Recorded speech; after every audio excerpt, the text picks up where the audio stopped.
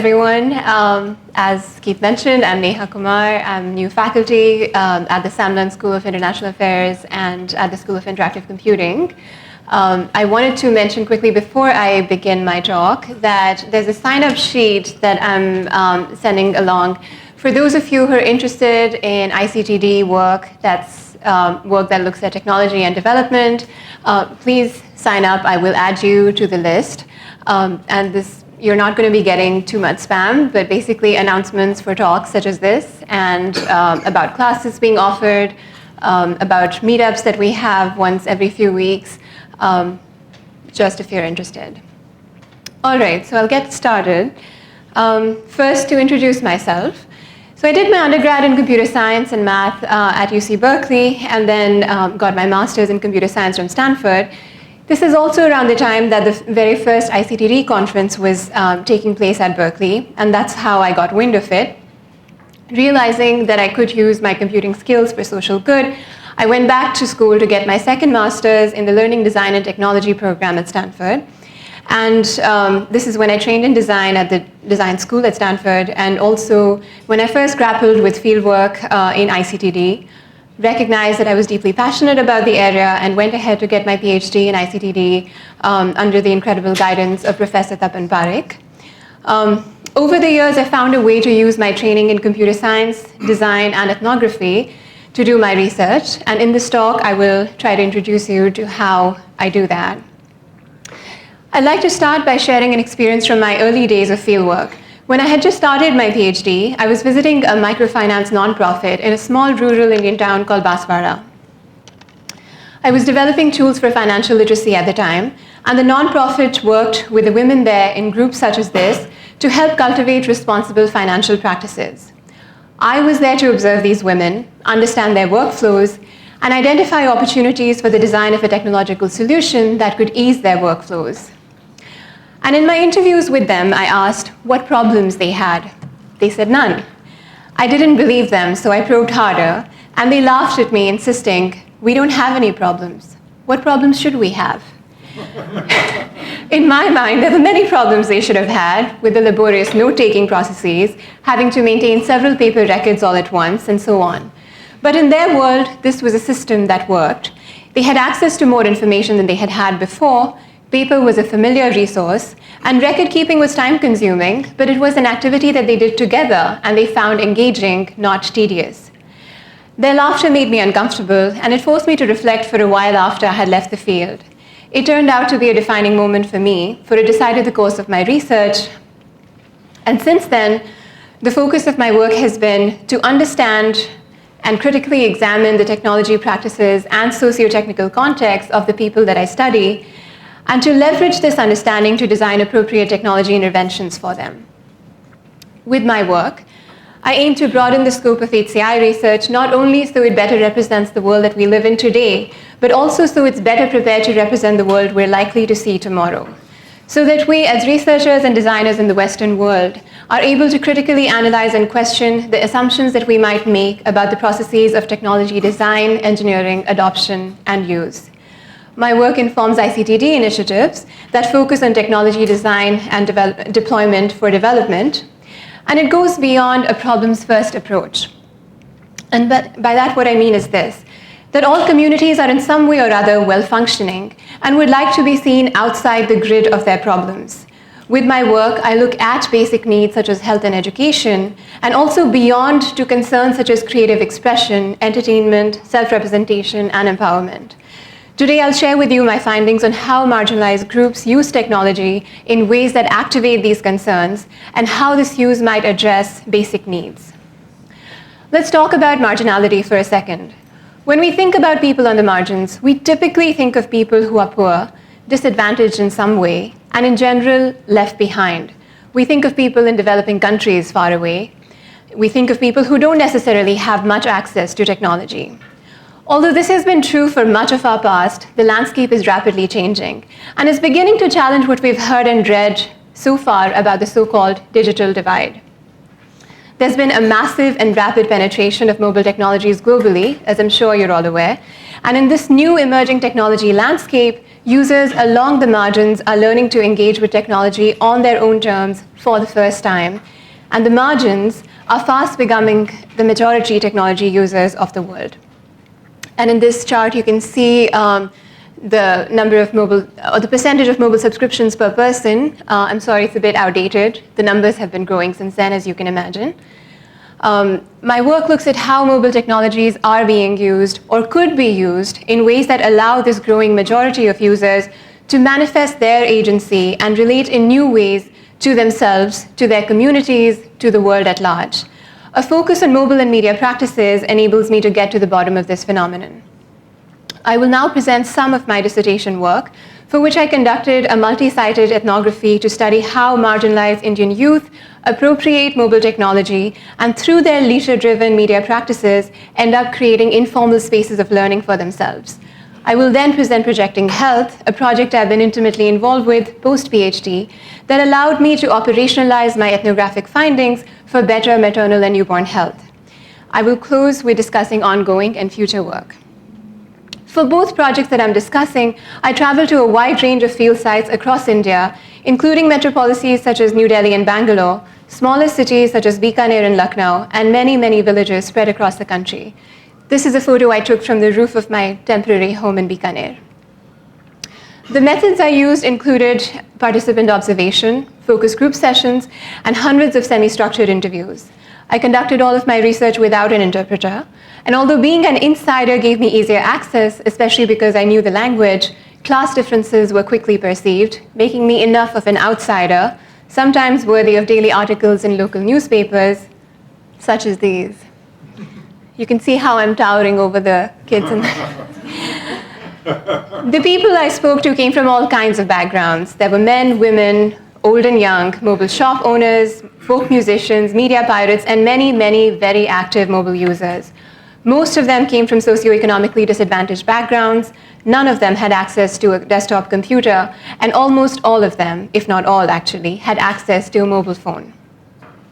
I organized my dissertation findings into these 4 quadrants: culture, that is the local media production, consumption, and dissemination practices that have been impacted by the influx of technology, mobile phones and other new media technologies, the agency with which my participants have come to engage with mobile media, and how we can see these media practices in the context of dominant development narratives. I will now go deeper into some of this work. First, culture. I began my ethnography by attending many regional music concerts such as this. I won't go into too much detail here, but I will say it is in attending and occasionally even singing in these concerts that I found that in addition to fulfilling recreational goals, they offer a meeting ground for people from neighboring villages, a place for ideas to be exchanged, for social messages to be disseminated, and of course, a site for creative expression. Here, I saw several people in the audience with outstretched arms such as these, holding up their mobile phones. Intrigued because I had never seen anything like this before, at that time at least, I asked around to figure out what was going on. Through my interviews with the local community, I found that these audience members were fascinatingly adept at using their mobile phones for recording audio and video content at these concerts. They were beginning to listen differently, to share differently, and liberally distributing their digital recordings. The scale at which all of this was happening was unprecedented, I was told, primarily due to the increasingly affordable and accessible mobile phone. For most of these users, this mobile phone was the first personal technological device that they had owned. I examined the changing materiality of this music, so essentially non-material in its live form, and focused on the material affordances of the mobile phone that were shaping the way in which mobile users interact with their technologies, with themselves, and with their surroundings. I asked the following research questions. What is different about the mobile phone compared to earlier music reception, production, and reproduction technologies? What does it offer in addition to or in place of these technologies? How is the mobile phone altering the music experience? What socio-technical configurations have evolved in response to this new entrant? I interviewed Mahesh, whose family has owned a recording studio in Bikaner for over 40 years. He explained how the local music industry had evolved from the time of the audio cassette, when people used to listen to good music. Copying cassettes was expensive and tedious. Therefore, the efforts of local recording companies and studios were recognized and remunerated, he said. Also, according to him, artists in those times received the credit that they were due. Then in the early 90s, CDs began to flood the market. And that is when the commercialization of music began, according to him, when CDs could be copied for about 5% of their original cost. Then the MP3 technology came along, which allowed more songs to be stored and copied on the same CD. Memory cards, however, have altered the media landscape in unprecedented fashion. As Mahesh said, if I try to sell one original CD today, it will reach 100 computer shops tonight, and they will load this onto at least 1,000 cards by tomorrow. How can I compete? The material affordances of the memory card contribute to the material affordances of the mobile phone, for as I found, being able to listen to and own music was a huge factor in driving adoption of the mobile phone. One of my interviewees said, "The phone is a jeb ka laddu," meaning candy in the pocket. You can keep your favorite songs in your pocket, and whenever you like, take out your phone and listen to them. Those who are from the village consider their mobile ready to use only after they have gotten a music download. That is when they believe that their mobile is complete. They do not leave the mobile shop otherwise. With a mobile phone, one could listen to songs anytime, anywhere. Also, while making too many calls was expensive, listening to too much music did not cost a dime. The more attractive the phone, the more attractive it was to play music on it. This also motivated the choice of phone to purchase. The Nokia 5200 Express Music phone, for example, was a popular choice because it was advertised by Nokia as the medium for listening to music. Sharing practices have also undergone a transformation because everyone knows Bluetooth. Now one can give media and keep it at the same time at no cost. This was not the case earlier. With the near zero cost of digital reproduction, there's a race among users to build the best, most current mobile music collection within their social circle. Note, not necessarily for listening, but for building the collection. As I overheard this conversation, the shop owner also told me, they probably have the same size memory card, just different quality files, but the quality does not matter. I talked about how individual music practices are shaped by affordances of the mobile phone. Now I'll say a little about the socio-technical configurations that have resulted from these. So here's a picture of the Jain market in Bikaner, and it consists of a 2-story building with 20 to 30 shops on each level, selling all kinds of things. The walkways on both floors are occupied by rows of portable chairs and tables, and these are for the download operators, as they are popularly called. Every day, they pay the shop owners a small fee to set up their laptops and run their temporary mobile businesses outside the permanent shops. This market is a local hub for mobile phone purchase and repairs, and for getting downloads of audio-video content, wallpaper images, games, software, etc., everything that you need onto your mobile phones. The makeshift arrangements in the small daily fee indicate that there's minimal overhead required to set up your shop. Download operators do not have the same setup daily, and at any given time, only around half of them might be present. Several of them are students pursuing correspondence courses on the side. In the past, there's been some police trouble due to sudden piracy raids. As a result, if anyone sees a police officer, you'll hear them all shout, "Police, police, police," and all the tables and chairs are suddenly empty. The operators are gone without a trace, and the download economy appears not to exist. Over time, new courses and programs have come up to train the download operators to better run their practice. First, we sold SIMs, then we sold balance. Then mobiles entered the local market, so we started selling mobiles. My brother went to Ujjain for a year's training to learn how to do mobile repairs. He got a diploma. Then we expanded our mobile business to do downloads and repairs. So you can see there's not only a growing drive to adopt mobile phones, but there's also an increased effort to satisfy this growing demand. But of course, all of these download shops are crossing legal boundaries. Whenever the recording companies ask the local police to do a raid, the police and the download centers agree on some give and take and set the affair. An arrest takes place only when the operator does not agree on a deal with the police, said Ramesh from Bikaner. And here's a case where an arrest did take place. A man came from the companies and said he had been authorized to have me arrested in violation of the Copyright Act of India. He said the songs I was putting onto the mobile phone from the internet could not be used for commercial purposes. They did a court case on me. In court, the judge asked the cop, "Take out your mobile phone. Do you have songs on it?" Of course, the cop did. The judge told the cop that he was the criminal too and dismissed the case. Of course, this is the story I was told. I have no way of verifying that's exactly what happened. So what I'm trying to illustrate here is that these practices are so extensive that they've been widely accepted into the social fabric, even though everyone knows that they are illegal. Going back to the research questions I asked, I talked about the interplay between the affordances of the mobile phone and the changing materiality of music, also describing the socio-technical configuration that have emerged in response, with this download economy being a central part. I will now use my discussion of this download economy as a stage for discussing agency. In dominant discourse, technology is commonly seen as a change agent, especially in the marginal context that I study. I want to stress that these mobile users are by no means passive recipients of technological innovation, even though they operate within tight socioeconomic constraints. I'd like to highlight the interplay between these human participants and mobile technologies, uncovering the agency of both. By human agency, I mean the ability of individuals to create and realize their goals, even when they may not align with traditional notions of personal or economic well-being. I see human agency as occurring in response to material agency here, which is the ability of non-human entities such as mobile phones to shape and influence human behavior. I used an actor network theory framework, which I won't go into the details of today, to highlight this interplay and discuss how the mobile phone and a rich infrastructure of media piracy together bring media to the low-income consumer, historically excluded from accessing the more expensive original versions of this media. Actor network theory is a framework that was developed to analyze the interplay between technology and society, and it views everything in these social and material worlds as a continuously generated effect of the webs of relations within which they are located. In my work in particular, ANT allows me to draw attention to the ties in the pirate media network, to highlight the changes in sourcing mechanisms for media needs, to recognize the agency of human and non-human entities, and to ascribe legitimacy to the pirate infrastructures that has largely been overlooked in prior work. To get an idea of the urban download economy, I shifted field sites to the cities of New Delhi, Hyderabad, and Bangalore. I focused on these four actors. The media suppliers who distribute this media for commercial or social gain, I call them the distributors and the entrepreneurs.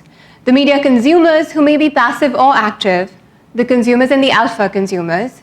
The technology, that is the mobile phones and desktop computers and card readers, what have you, that enable the supply and consumption, and the law enforcers who are notably absent, as I mentioned, allowing for this rampant media piracy to take place. Shankar, who owns this shop in the photo, shared, migrant laborers, they don't have any television sets. They have nothing else but the mobile. They figure out everything. They know they can copy from CDs. No one takes songs from the internet. We copy from CDs, convert to 3GP format, and then download onto their phones. In music, we have Hindi, Bhojpuri, Punjabi, we have everything. Shankar's primary motivation is financial gain and maintaining a steady customer base. He is what Latour would call in actor network theory speak, an intermediary. And then there are individuals who are motivated instead by gains in social standing, who I call the entrepreneurs. They are the ones who catalyze the transfer of skills. As Latour would call them, they're the mediators. With the help of these mediators, the consumers gradually transition to alpha consumers, and the alpha consumers into entrepreneurs themselves. So to summarize, actor network theory brings to our attention the actors, the mobile phone and how it becomes an agent for procuring, storing, and playing back media at low cost, the intermediaries who try to engage their customers with varieties of media and good customer service, and the mediators who focus on building their skills so they can essentially show others how it's done. So if we look at the network, while the intermediaries are keen to sustain the network, the mediators are increasingly spawning an additional set of mediators through a gradual transfer of skill and knowledge. First, they pull the consumers away from the commercial channels by offering them their desired media services free of cost. Then they gradually teach these consumers their newfound skills, either pro bono or for favors in kind, to source their own media. Highlighting this gradual transition from outsourcing to self-sourcing of media needs is a key contribution of ANT. The skill transfer and acquisition that I just mentioned becomes the focus of my last piece, development. Right from the time that the development discourse began with Truman's inaugural address in 1949, the focus of development practitioners and researchers has been on the instrumental uses of technology and how it can address various information asymmetries with regards to market prices, government schemes, agricultural practices, and such. There's been a general expectation that these users would or should choose to capitalize on media technologies for virtuous or for pragmatic gain. The diverse ways in which the poor and the marginalized use media technologies in their everyday lives for social networking, entertainment, and to express and experience their sexuality, relationships, pleasure, and intimacy in ways that could also be considered empowering have thus far been ignored. I will now show how some of these ways can indeed be empowering in the traditional sense. As my ethnography progressed, I witnessed the growing adoption of internet-enabled phones, and I'll now talk about how the subjects of my research took on social media. I use the lens of Facebook use by marginal youth in urban India and annotate my findings using the notions of aspirations, the avenues, both human and technological, that these youth capitalize on to fulfill their aspirations, and the agency with which they fulfill them, in turn feeding further aspirations. I'll share my ethnographic findings to illustrate how these youth engage with Facebook and where that takes them. Indians love social networks, and especially on mobile phones. With increasing affordability of devices and data, there's growing adoption of internet-enabled mobile phones. Mobile internet is cheaper than wired connections that are a pain to install, and certainly more feasible for those who cannot afford a computer. The fact that Facebook offered unlimited and real-time chat options as compared to SMSs or text messages, which had been limited by the government to 200 a day, is what pulled several of my participants onto Facebook in the first place. If you're curious, the reason the government limited the number of text messages is to limit telemarketing, but why 200 exactly is anybody's guess. One of the less direct affordances of Facebook use has been to drive users towards fancier, better equipped mobile phones as and when they can afford it. As Mohan mentioned, for instance, he came to acquire a better mobile with a better camera so that he could take photos and share them with his friends.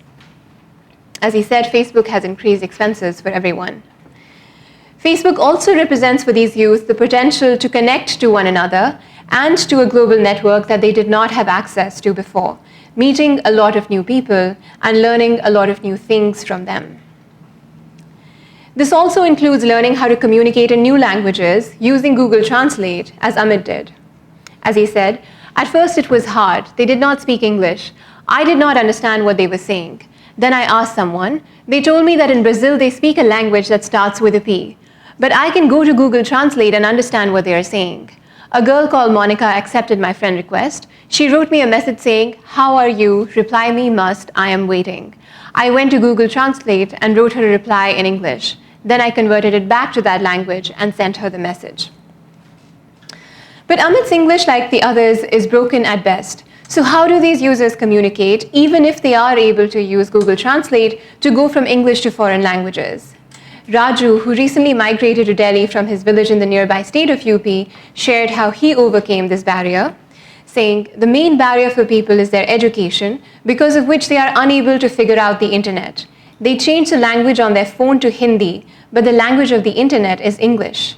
If they do this, how can they move forward? If we try, what can't we achieve? If we try, we can achieve anything. If they don't know English, they can make an effort. If they try, they can begin by learning to read every letter of the alphabet one by one. My teacher in school told me to look at an English newspaper. First, I looked at the figures, then I started reading the headlines. Slowly, I started to understand. Now I can read everything on the internet." This speaks to the spirit of innovation that brings these youth to accomplish what might typically be considered to be outside of their reach. Their desire to navigate the internet and communicate across linguistic barriers and geographic boundaries drives them to invent new avenues of learning. This is the aspirations to avenues to agency cycle I was referring to. As in the case of Sanjay, the environment teaches us. At first, no one I knew used the net. Slowly, my friends started saying to each other, "Meet me online, meet me online." I wondered what that meant, to meet online or to chat. I stored all these words in my head. Then one day I summoned the courage to ask a friend what they meant. He told me, "Come to the cyber cafe, I'll show you." Slowly, I learned everything. First, I learned to download themes. Then I learned to download songs. There are several sites where you can download any song you want. Now I have figured out everything. Songs, movies, YouTube, Facebook. Earlier, I did not like taking photos. Now I take lots of photos and share them with all my friends. The environment taught Sanjay, and he slowly learned everything, as he said. He in turn shared his lessons with many others and takes pride in teaching his friends how to use the internet and connect on Facebook. Now my personality has become such that I will get jealous if my friends go to anyone else. They must come to me. I love explaining everything to them. There is a friend who comes every Saturday and I teach him. Then there is a halwai, a sweet maker who is illiterate. I teach his children how to use the internet. It makes me feel smart, useful. The youth I studied use Facebook as an avenue to orchestrate cross-cultural encounters and generate international ties, thus transforming their sense of the wider world and their place in it. They learn to navigate their social terrain in a number of roles, as an individual, a member of a socially networked group of friends, and with a transnational identity. Facebook thus derives a variety of meanings for these users as entertainment provider, but also an avenue for networking and growing friends, a means of self-development, and more. To quickly summarize, my dissertation research showed how practices of cultural production are impacted by the influx of technology and the role played by the material affordances of this technology. I also discussed how my participants exercise agency as they engage productively with mobile media and how this led to development-friendly outcomes in the form of new media literacies. Now, this makes for a nice, clean story, but it also begs the question, is this true for all marginal users? I don't know if you noticed, but I couldn't help noticing that all of my research subjects were male, the mainstream mobile users in India. So where were the women? There was no literature that documented the engagement of Indian women with mobile technologies. Is that because there was none? I found out soon enough in the course of my engagement with Projecting Health. This is a project that targets better maternal and newborn health by providing relevant and necessary information to new and expecting mothers so they can better care for their and their children's health. This includes teaching them the importance of exclusive breastfeeding as opposed to feeding the baby goat's milk or honey, family planning methods that are not very widely understood, and other topics. In this project, members of the community create high-quality short instructional films which are presented in dissemination sessions facilitated by health workers. And all of this is possible thanks to low-cost technologies such as digital camcorders, portable video projectors, and free video editing software. Projecting Health has been deployed in 84 villages across the district of Raebareli in UP in North India, addressing a population of almost 120,000 people. More than 70 short films have been produced in the last 3 years. The project is still going. And more than 8,000 group disseminations have been organized in this time. This project started with my postdoc at UW, University of Washington. It was proposed by Professor Richard Anderson, who was my mentor. Bath made it happen with members of their team in Seattle, New Delhi, and Lucknow. And there are NGOs involved on the ground, Gram Vikas Sansthan, GVS, and Nehru Yuva Sangathan Tisi, NYST, who have had close ties with the local communities for decades. There are frontline health workers called ASHAs, or accredited social health activists, who are engaged in the state health system, and various community members as part of community advisory boards that we set up as part of our implementation. Our primary target audience is new mothers, but we also have a secondary target audience, the mothers-in-law, aunts, sisters-in-law, so that we target behavior change at the level of the household, not just the individual.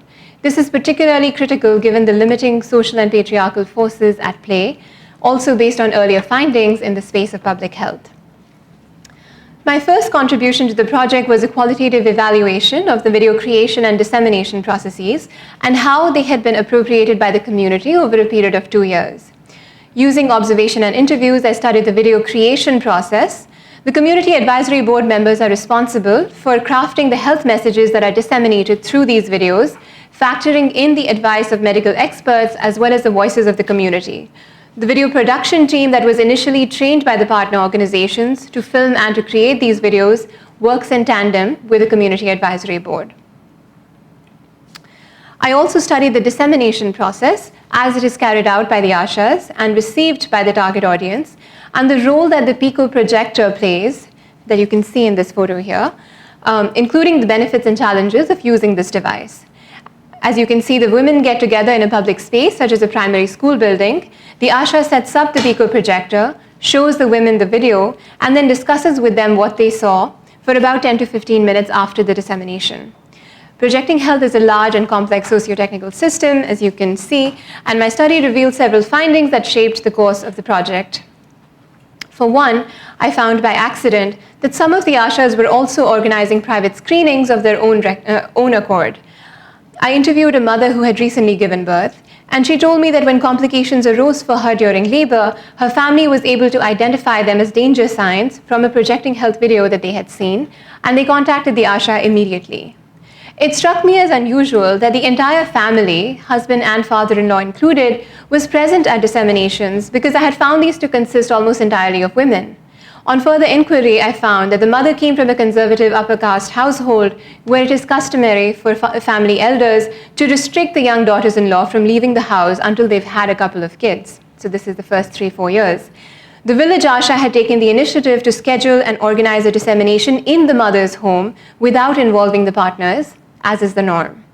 When we followed up with the ASHA, we found that she did this frequently to reach out to similarly disadvantaged mothers, but was afraid to let us know because it wasn't her job to schedule these screenings. More interviews with ASHAs indicated that this was fairly common practice, but it had not come to the notice of the staff that was running this intervention. Also, neighborhood disputes are common in these villages, so the ASHAs sometimes need to conduct multiple disseminations so that they can target their entire population. Based on this and other findings, I inquired about mobile media practices in the region and interviewed several groups of men, women, ASHAs, children, and mobile shops. The men I spoke to were largely convinced that the women would not know how to use the multimedia features of their mobile phones. The women, however, had a different story to tell. I will briefly talk about why, but you'll find much more detail in our Archive paper, in which we offer a first account of rural Indian women engaging with mobile phones on their own terms. This study led me to iterate on the design of projecting health to also incorporate mobile videos alongside the group projector disseminations to combine the benefits of both models. I knew that the state government had given every ASHA a mobile phone to carry out her responsibilities, and I found that these are dust-proof, they have a long battery life, they're Nokia, so it's a good brand.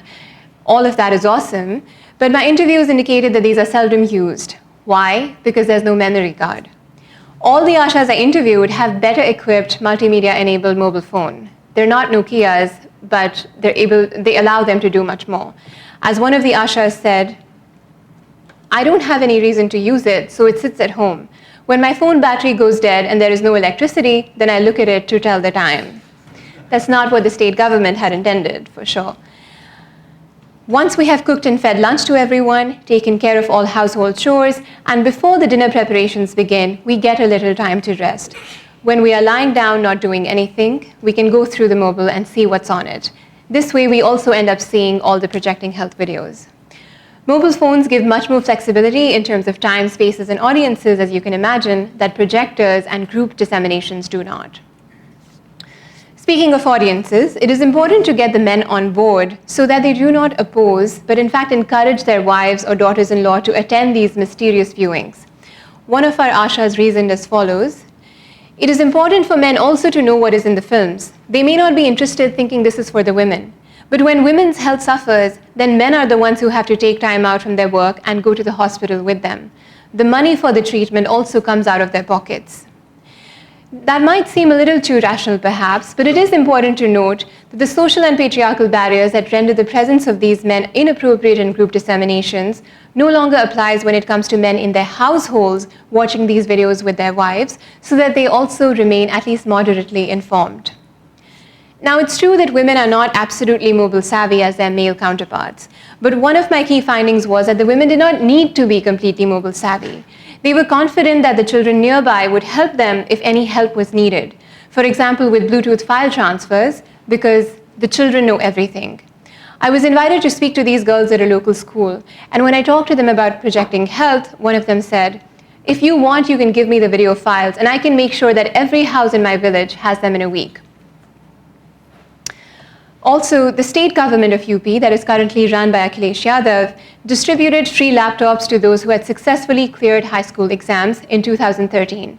Some of these laptop owners live in the villages that Projecting Health is targeting, and I found that they fulfill a similar role as the media entrepreneurs that I had mentioned earlier. As a village elder from one of our targeted areas said, "Some of the boys in our village have these laptops, but all they do is watch videos on it. For the purposes of projecting health, that works." Mobile shops were also willing, I found in the course of this work. Several shop owners agreed to distribute projecting health videos free of cost to their mobile customers, particularly to women, saying, Of course, we would want to help the women and children in our community to have better access to health information. Why would we not? It remains to be seen whether they're actually going to follow up on that, but here is a photo of the phones of one group of women that I interviewed who showed me that they already had projecting health videos on their phones, and this is before we had tried at all to get mobile versions out. You can perhaps connect the dots now. An in-depth understanding of the mobile media practices and the underlying ecosystem that I had studied for my dissertation allowed me to iterate towards a more ecologically appropriate projecting health intervention that now targets group and mobile disseminations for these films.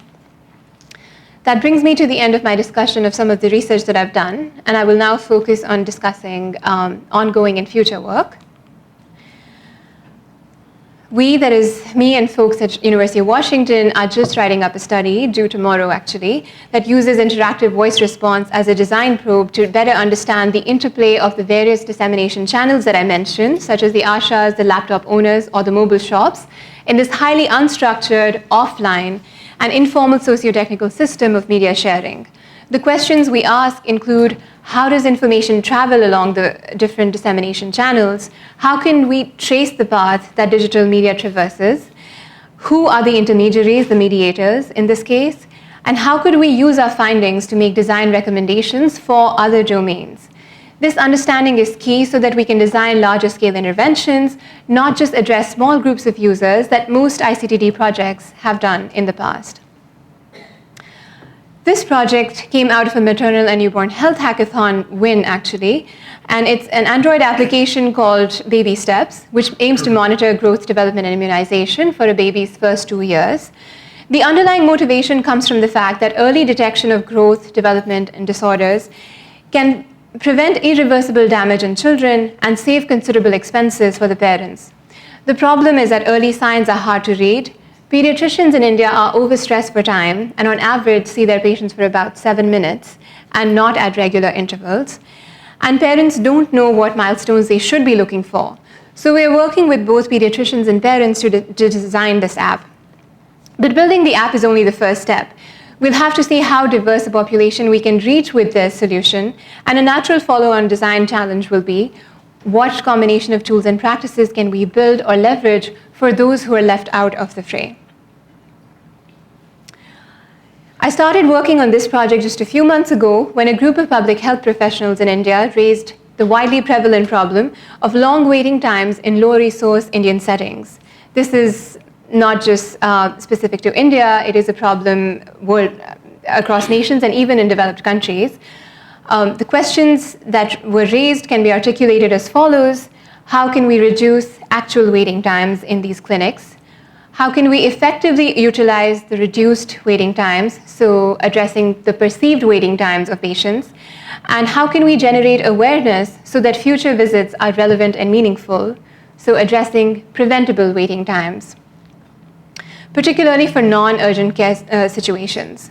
We've done a detailed needs assessment at 2 clinics in and near Ahmedabad, and one solution that we're beginning to explore, Ahmedabad, Gujarat, that's in India. One solution that we're beginning to explore leverages IVR for a minimal lightweight appointment system to reduce actual waiting times. To effectively utilize the waiting times and generate awareness, we're turning to solutions such as projecting health for content that could be screened in these clinics to engage patients. Another ongoing project that a student has just started working on is Eating Right. It's for diabetics in India who have little access to actionable information regarding their condition. The questions we ask include: how can we integrate popular culture with science to involve caregivers in the family, so not just targeting the patient, but the household, and make eating fun instead of restrictive for diabetics? Outside of global health, I'm doing work in the field of education as well, asking how can we leverage available connectivity and existing technology engagement of teachers and students in rural settings to create a collaborative learning space, collaborative online learning space for them. This is a study that we will be implementing in the summer of 2016. I continue my work on understanding social media practices because these play a significant role in driving digital literacy, as I talked about, among the populations that I study. Being attuned to emerging practices, I believe, is essential in designing appropriate technological interventions. Also, as internet adoption grows globally and industry giants such as Google and Facebook target several countries around the world, you've no doubt heard of Facebook Zero or Internet.org by now, who gets included and who gets excluded? Who gets to participate and who doesn't? I'm interested in studying how and why the internet and social media get utilized differently across cultures and how faithfully or not the problematic promise of cyber democracy is fulfilled. I mentioned that there's very little literature that examines women from marginalized communities and their growing interactions with mobile technology. I'm actively trying to make sense of the evolving gender technology divide in the areas of public health, internet adoption, and civic participation to begin with. And I'm keen on taking a feminist HCI approach to understanding and addressing this gender technology gap, coming up with design guidelines, for instance, for women across cultures. So, to summarize, I began this talk by emphasizing the need to study people's worlds and understand their lived experiences before designing technologies for them. I talked about marginal users fast becoming majority users as mobile technologies are adopted widely, impacting global patterns of use. I presented ethnographic findings from my dissertation research describing how marginal Indian youth, through their agency and recreational interactions with mobile media, are acquiring new literacies. I built on these findings with a mobile health project, Projecting Health, that I'm working on, that leverages existing media engagement to influence better health practices. And I concluded with presenting ongoing and future work. That brings me to the end of my talk. I'm happy to take questions. Thank you all for coming.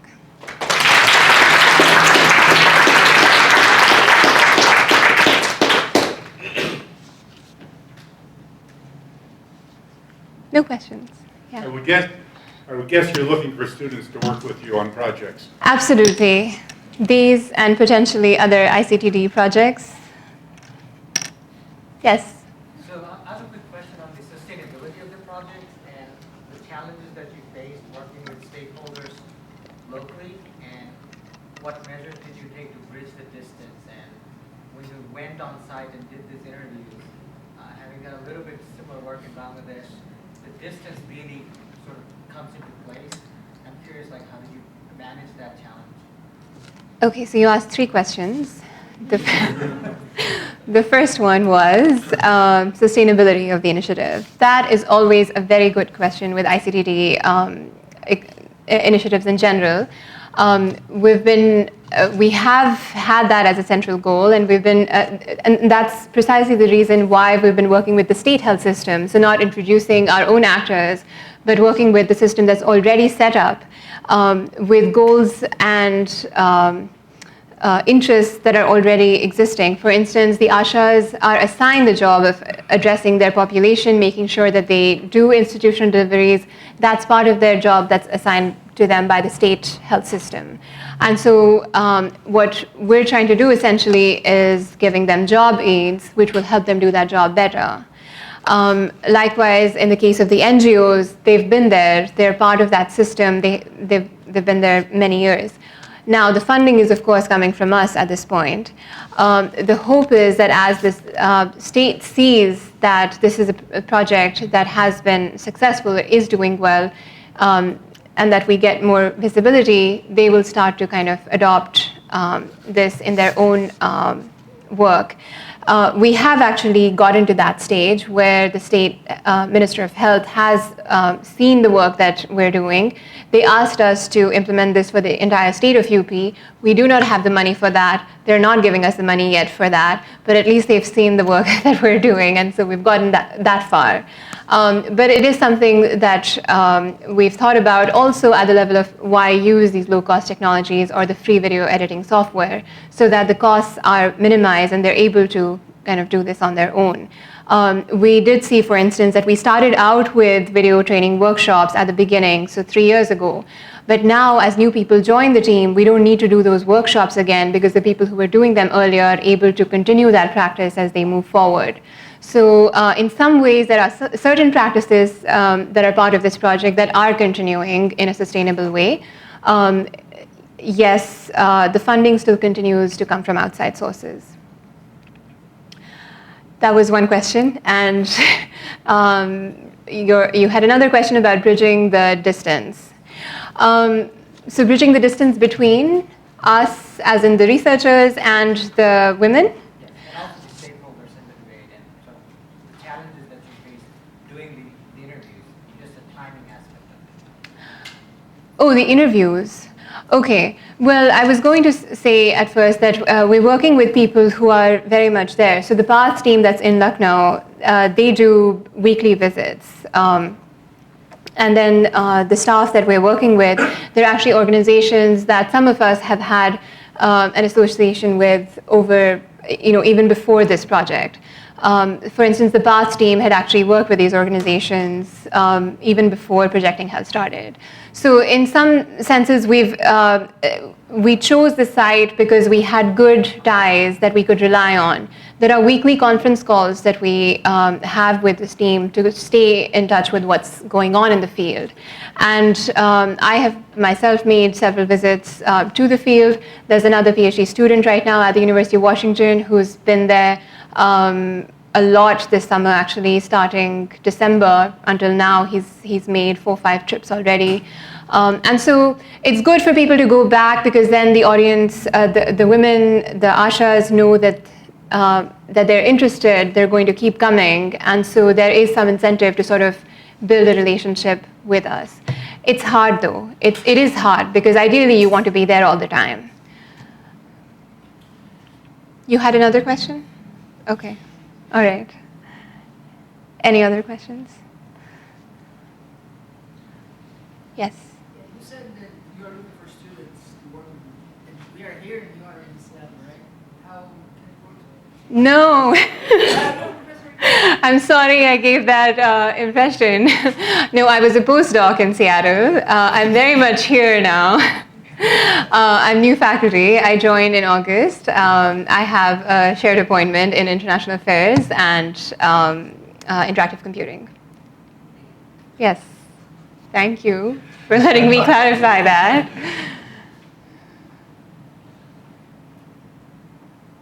Any other questions? Well, I'm glad everyone understood everything.